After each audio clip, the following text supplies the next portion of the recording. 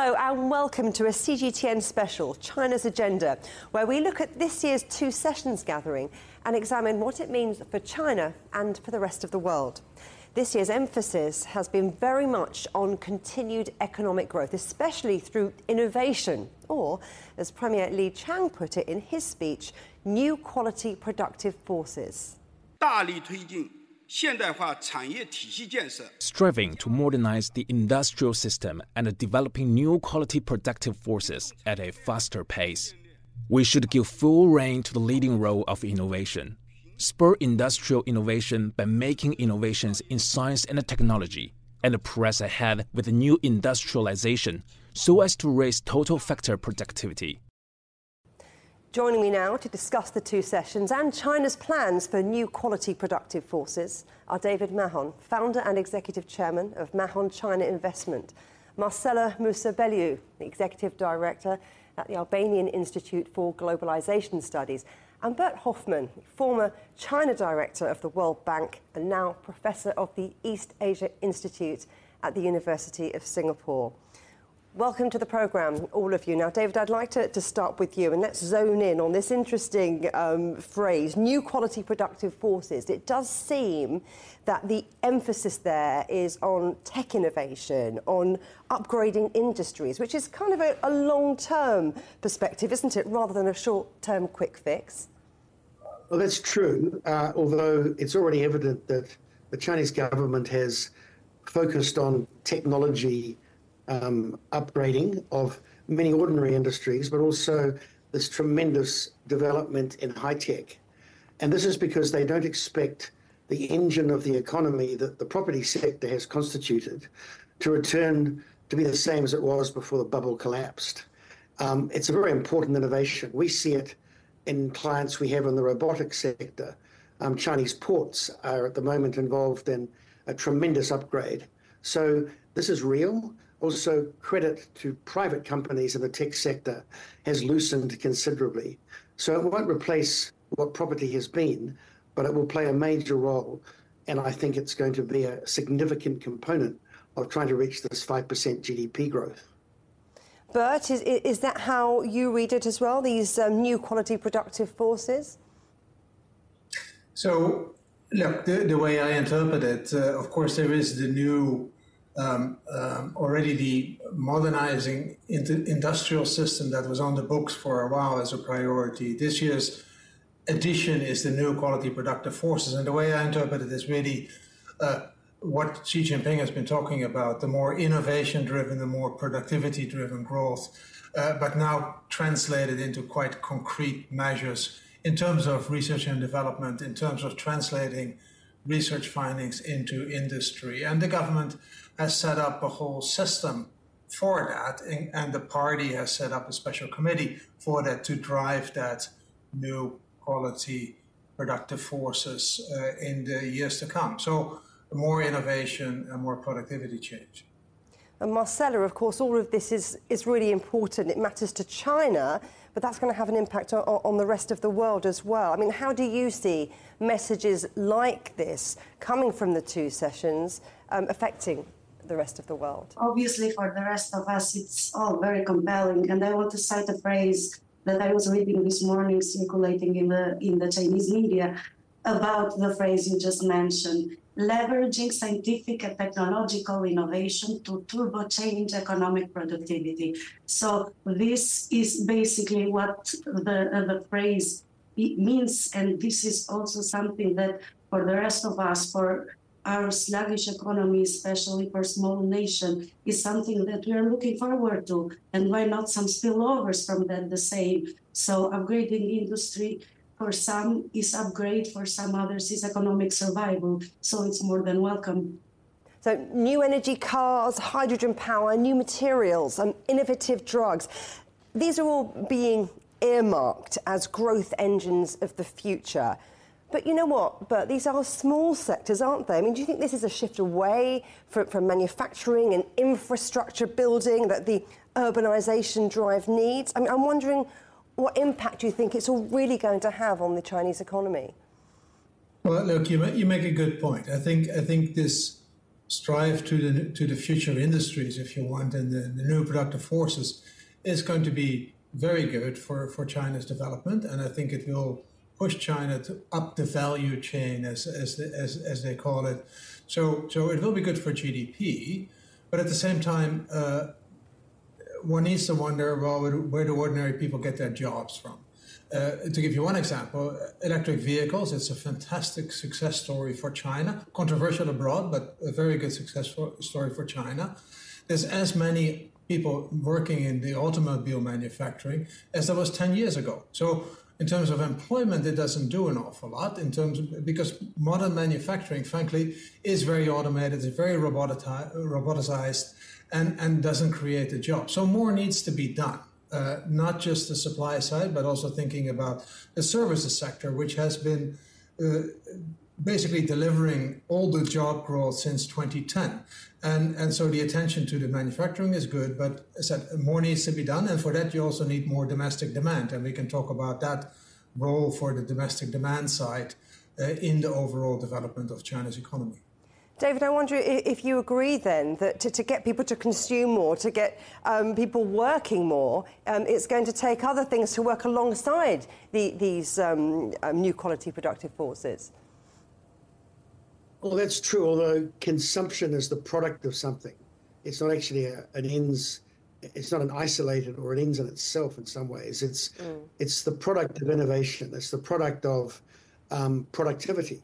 And I think that's where China needs to be focusing. And this policy attempts to do that. But I agree with Bert that in many ways, we don't see anything that's going to make a big impact on employment. And we also don't see something that's going to increase consumption, which at the moment is low because Chinese people are being cautious. Some are anxious, but many are just waiting for prices to bottom out, particularly in the property sector. So China has a problem that consumption and the service sector have not been significant enough as growth drivers of GDP. This is even an issue before the COVID years.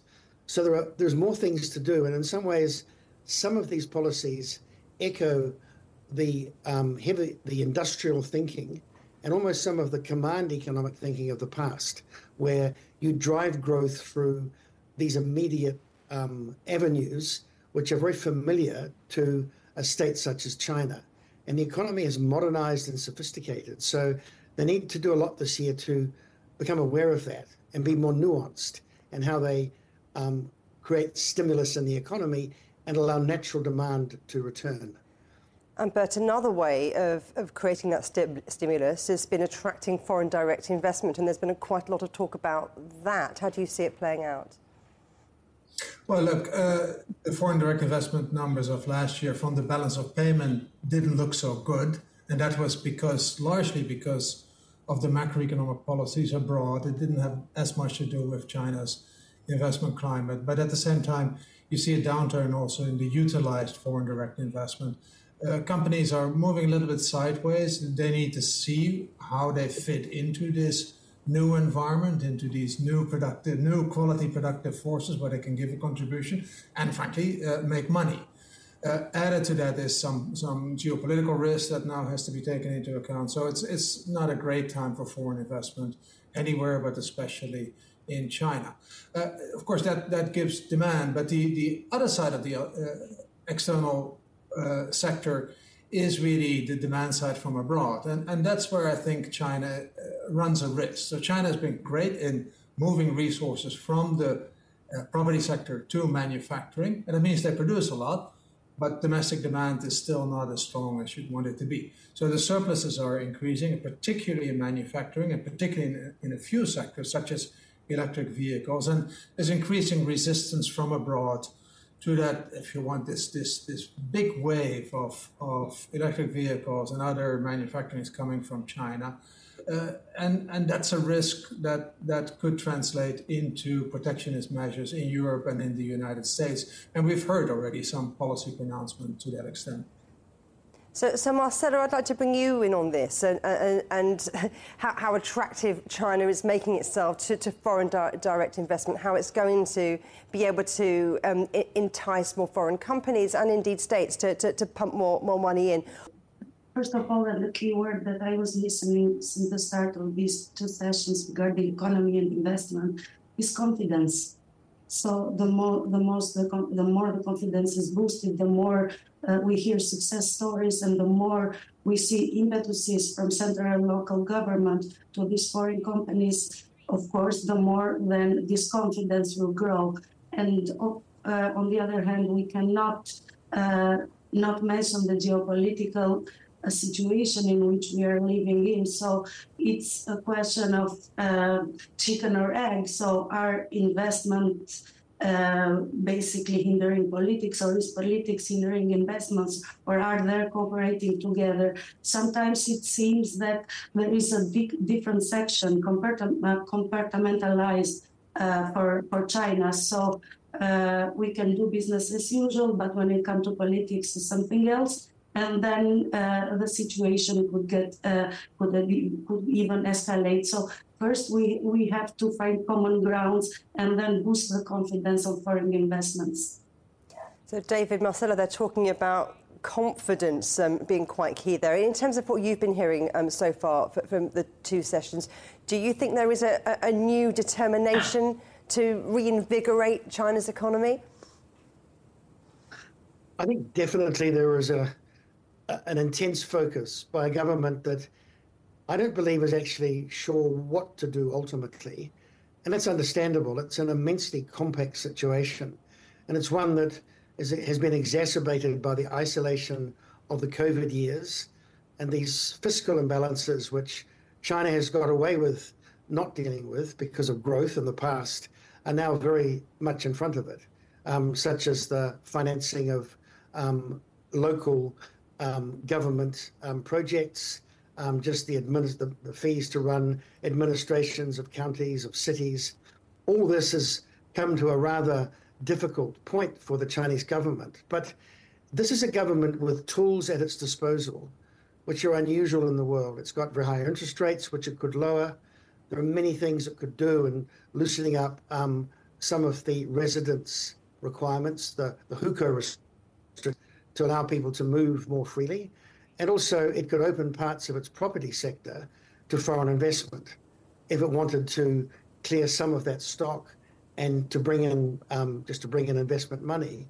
So while there are major problems in front of the government, they have a toolkit that is larger and more various than nearly any other major economy in the world. So I think that they will be practical, and I think they will make a number of changes.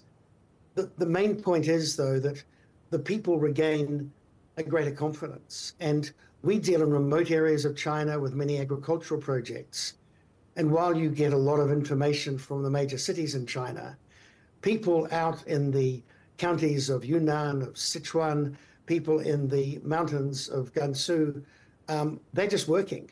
People are not waiting or thinking in a very analytical sense. They're dealing with local issues, and they're trying to achieve, in terms of the officials, local objectives, economic objectives. So there is a grassroots momentum, which I think is not being taken into account enough.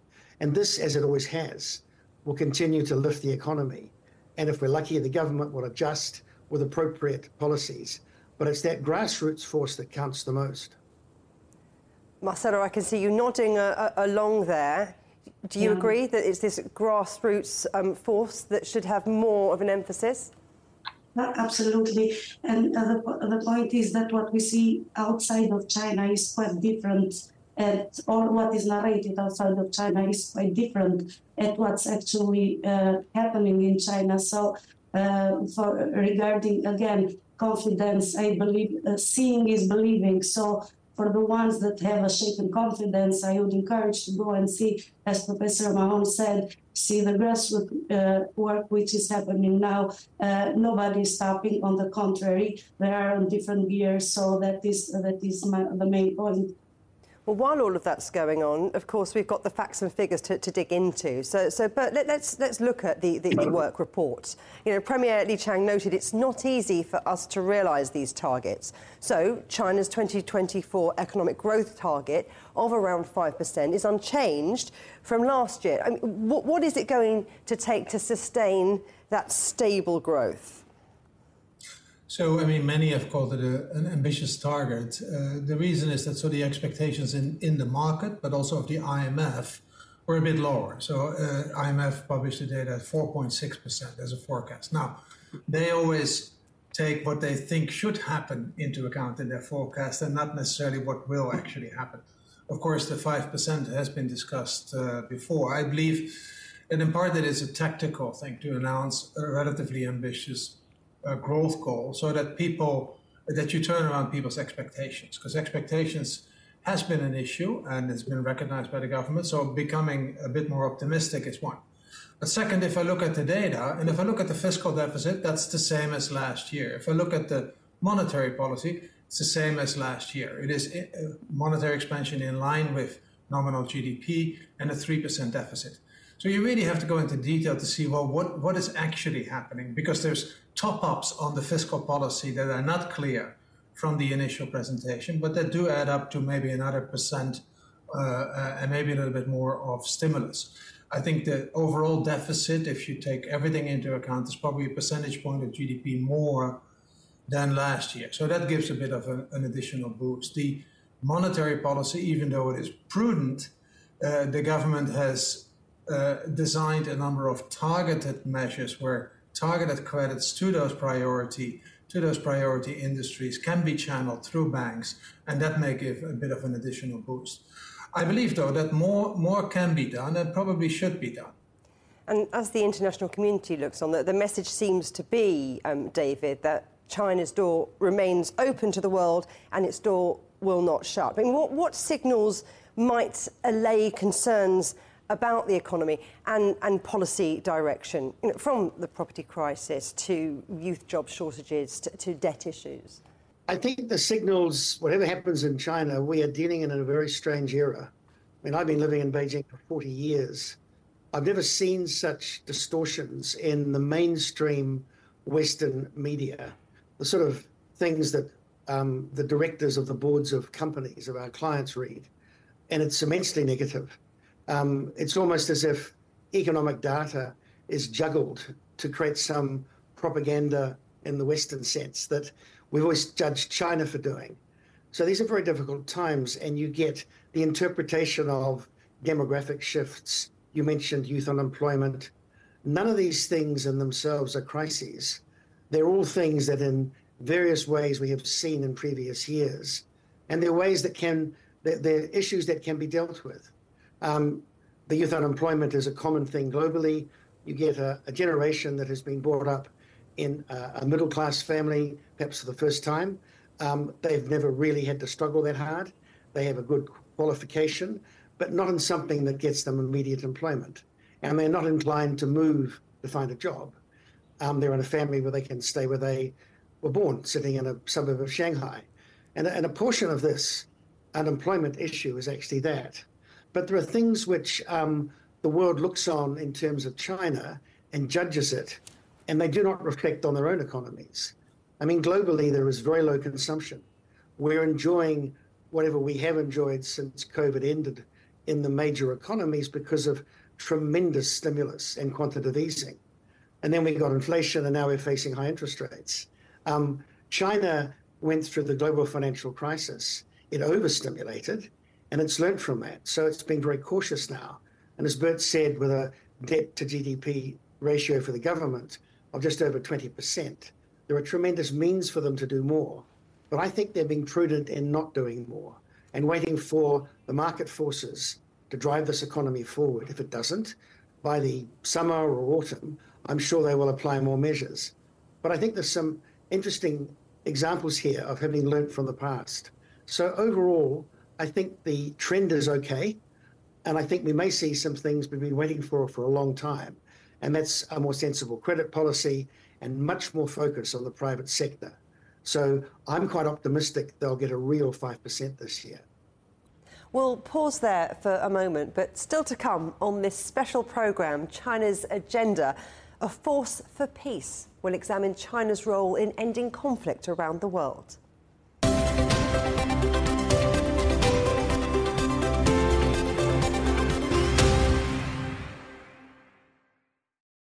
Welcome back to this special programme, China's Agenda, where we examine what the outcome of the current two sessions really means for China and the rest of the world.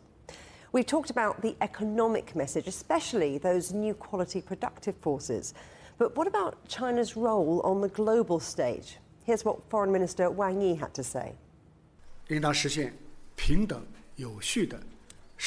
China believes in an equal and orderly multipolar world and a universally beneficial and inclusive economic globalization. An equal multipolar world means equal rights, opportunities, and rules for every nation. Certain or few powers should not monopolize international affairs, and countries should not be categorized according to their so-called strength.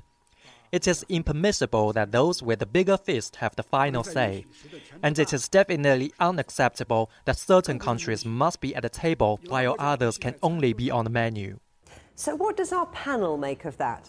Still with me are David Mahon, founder and executive chairman of Mahon China Investment, Marcela Musabeliu, executive director at the Albanian Institute for Globalization Studies, and Bert Hoffman, former China director of the World Bank and now professor of the East Asia Institute at the University of Singapore.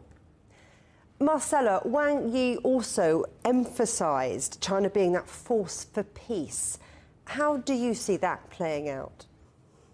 Absolutely. The answer to that depends on which side of the world one resides. So being in Europe, we have to admit that since the start of the conflict in Ukraine, nothing is the same. Nothing is the same in terms of economics, of politics, of narrative, of perception, but also sometimes in shaping the narrative of the times, there is perhaps some kind of paranoia. So we have to take everything into account. China's position on the conflict in Ukraine has been consistent since day one, has been helping, has been outreaching to other nations to find a solution. And at the end of the day, many times it has also been misinterpreted. But we have to face that at least there is someone that is actually, there is one nation that is actually doing and providing and speaking up for the resolution of this conflict. Now, David, Wang Yi also, of course, discussed relations with the United States, saying it was obsessed with suppressing China. Now, I know that politics and economics can't really be untangled. What impact do you see, though, that China's relations with the United States having going forward? It's very bad, and I don't see it improving. America has denied it was an empire for 170 years or so, when it was. Now it denies that it trying to contain China when it is. I mean, the tariffs and the embargoes, the so-called security measures that have been initiated in Washington on a whole range of, especially technology items and products for China, are really the kind of measures you bring about when you're at war with somebody. The only thing that's not happening is the shooting. I'm not someone who believes that Taiwan is a flashpoint, and I don't think China is seeking any form of conflict. But America, in a sense, is. It's a receding empire, and it is very, very concerned about the growing economic power of China. And China had to form the Asia Infrastructure Investment Bank to, in a sense, have a voice in the global forum, because China doesn't get positions commensurate with its scale as an economy and as a power in the world now.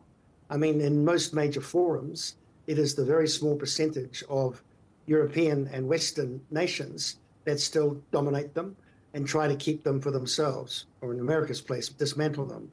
So you've got to start including China and partnering again with China, but doing it from another position, not one of condescension towards a developing country, but one of respect for what China has become. And whether it's Brussels, whether it's Washington or Canberra, at the moment, the West is incapable of that. I'm not optimistic about the geopolitical tensions easing soon. This is not a great situation. It's very difficult for China. Bert, what do you think? Well, I'm definitely not the geopolitical expert in this, but on the last point that David alluded to, I am a former staff member of the World Bank, and I've been arguing for a very long time that China should have at least 15% of the shares of the World Bank, and they have 6%. Same with the IMF, similar order. So those would be easy measures to take. Yes, it would cost some pain in capitals in Europe because they're going to lose out on seats in the board. But frankly, it would really be a just and right move towards China that would give them a bigger voice. Mind you, in the UN, which China sees as the mainstay of the international system, they have a very strong voice and they have a very strong sway. So I'm not that concerned about China not being heard on the international forum. But it also means that indeed the obligations of China, as in living by the UN Charter that they see as international law, is very important, and also that they can convince other countries to do so as well. Marcella, I wonder what your take is on that. Well, as David, I am not very optimistic, really, and also because we have to face the reality of the elections in November, so things could also escalate from that. But going back to the phrase that you mentioned from Blinken, that some countries are on the table and some are on the menu, just to realize where this expression was said, it was the Munich Security Council. So for the rest of the world, for us that are on the menu, we know it.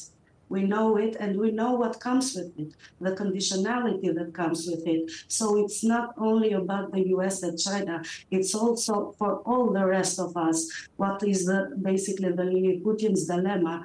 So as the future approaching now, especially in November, maybe we will have some sort of shift, but it's not going to be maximal.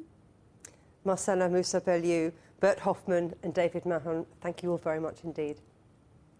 That brings us to the end of this special programme, China's Agenda, outlining the key messages from this year's 2 sessions, from new quality productive forces driving economic growth to the very real opportunities for the rest of the world to engage with China to ensure a peaceful and prosperous future. For more on all of our stories, go to europe.cgtn.com and do follow CGTN Europe on X, Facebook, Instagram, TikTok and YouTube. But for now, from me, Juliette Mann, and from all the team here in London, goodbye.